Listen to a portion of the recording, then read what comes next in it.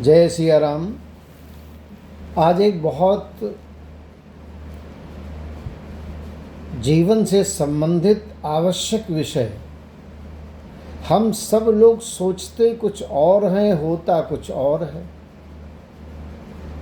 क्यों जीवन में लोगों का सोचा हुआ नहीं होता? इस पर ज्योतिषीय और शास्त्रीय दृष्टि क्या है? मनुष्य सोचता कुछ और है, होता कुछ और क्यों होता है? भाग्य, कर्म और ग्रह क्यों बदल जाते हैं? जीवन की योजनाएं क्यों बदल जाती हैं? हम पढ़ते कुछ और हैं, करते कुछ और हैं, कर्म क्षेत्र बदल जाता है। हमारे सब कुछ हमारे अनुसार क्यों नहीं होता? क्या ग्रह हमारे निर्णयों को प्रभावित करते हैं? मेहनत के बाद भी सफलता न मिले तो ज्योतिष क्या कहता है कि भाग्य से बड़ा पुरुषार्थ या पुरुषार्थ से बड़ा भाग्य? कर्म फल का सिद्धांत तो जीवन की अप्रत्याशित घटनाएं, ईश्वर की इच्छा, ग्रहों की चाल, मनुष्य का संघर्ष। देखो भाई, ज्योतिष के अनुसार योजनाएं बहुत सब असफल हो जाती। क्या कारण है? सनातन धर्म में, शास्त्रों में कहा गया है कि मनुष्य अपने जीवन की अनेक योजनाएं बनाता है, परंतु प्रत्येक योजना उसी प्रकार पूर्ण नहीं होती जैसी उसने कल्पना की होती। कोई व्यक्ति धन की इच्छा करता है पर धन नहीं मिलता, कोई शीघ्र विवाह चाहता है पर विलंब होता है, कोई पद और प्रतिष्ठा चाहता है पर संघर्षों का सामना करना पड़ता है। तो प्रश्न आता है कि ऐसा क्यों होता है? गोस्वामी तुलसीदास ने कहा है रामचरितमानस में, ओहि सोई जो राम रचि राखा,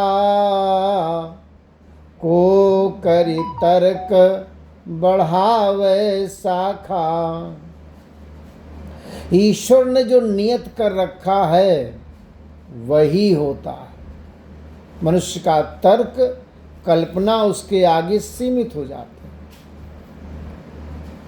वेद, उपनिषद, गीता के अनुसार प्रत्येक जीव अपने पूर्व जन्म और वर्तमान जन्म के कर्मों का फल भोगता है।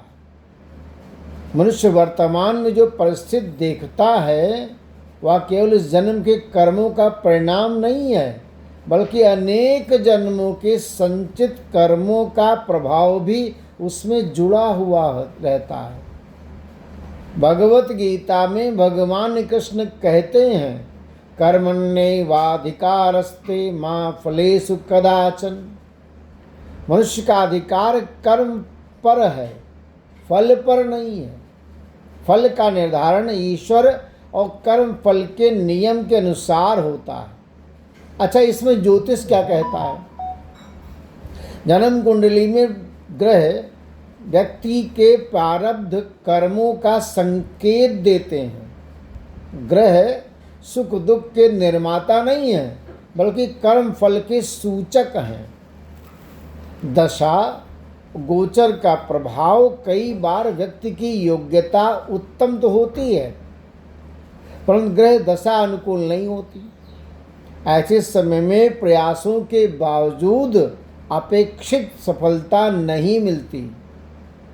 तो जब शुभ ग्रहों की दशा आती है तो साधारण से साधारण प्रयास से भी सफलता प्राप्त होने लगती है। यही कारण है कि एक ही व्यक्ति अलग अलग समय में अलग अलग परिणाम प्राप्त करता है। भाग्य भाव की स्थिति जो है कुंडली में नवम होती है। नवम भाव को भाग्य भाव कहते हैं।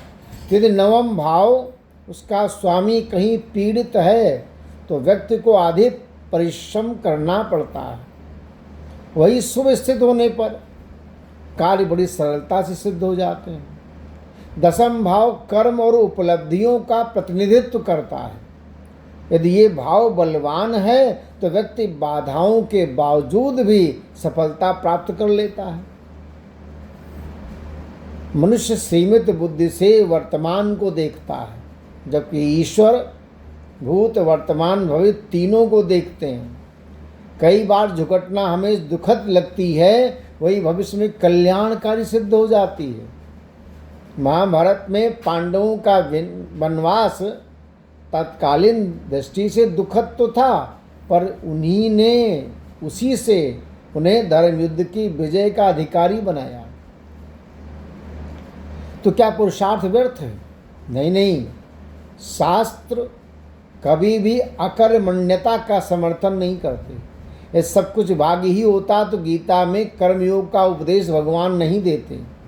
भाग्य और पुरुषार्थ दोनों रथ के दो पहिए हैं। भाग्य अवसर देता है और पुरुषार्थ उस अवसर का सदुपयोग कराता है। क्या करना चाहिए जीवन में? ईश्वर पर विश्वास रखें, निरंतर पुरुषार्थ करें, शुभ कर्मों का संचय करें, माता पिता गुरु का सम्मान करें, गृह शांति, दान, जप, सत्संग का आश्रय लें, असफलताओं को सीख के रूप में स्वीकारें। जीवन में मनुष्य को सोचा हुआ इसलिए नहीं होता क्योंकि केवल इच्छा ही परिणाम का निर्धारण नहीं करती। पूर्व कर्म, वर्तमान कर्म, ग्रह दशा, भाग्य, पुरुषार्थ और ईश्वर की इच्छा, इन सब का संयुक्त प्रभाव जीवन की दिशा दशा को निर्धारित करता है। इसलिए निराश होने की आवश्यकता नहीं है। धैर्य, श्रद्धा, सतत प्रयास को अपनाना चाहिए। जब समय, कर्म, ईश्वर की कृपा एक साथ अनुकूल होती है, तब असंभव प्रतीत होने वाले कार्य भी सहजता से पूर्ण हो जाते हैं। उद्यमेन सिद्धयन्ति कार्याणि न मनोरथैः। केवल कल्पना से नहीं बल्कि पुरुषार्थ और उचित समय से कार्य सिद्ध होते हैं। तो आपका सोचा हुआ इसलिए नहीं होता कि आपको बनाने वाला कुछ और सोच रहा है, लेकिन पुरुषार्थ करना है, ज्ञान प्राप्त करना है, बार बार प्रयास करना है, तो लक्ष्य आसान हो जाता है। इसलिए अपने लक्ष्य पर केंद्रित रहो, ध्यान से, श्रद्धा, विश्वास से, धैर्य से एक लक्ष्य पर रहोगे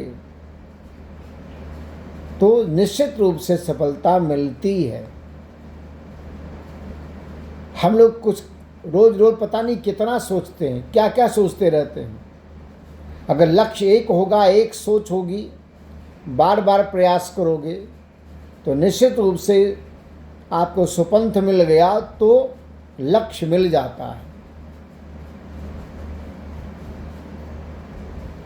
जाना चाहु गूढ़ गति जेऊ।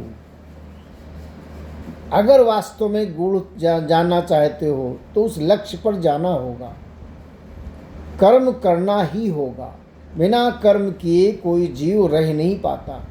आप शांत रूप से घर में पड़े रहोगे तो भी शरीर के अंग तो कर्म करेंगे ही करेंगे, क्रिया होती रहेगी। इसलिए पुरुषार्थ पर, कर्म पर, श्रद्धा पर, ईश्वर पर धैर्य से विश्वास करते हुए लक्ष्य बना करके उस लक्ष्य पर चलने पर निश्चित रूप से आपको आपकी कल्पना योजना के अनुसार ही भगवान सफलता जरूर देते हैं।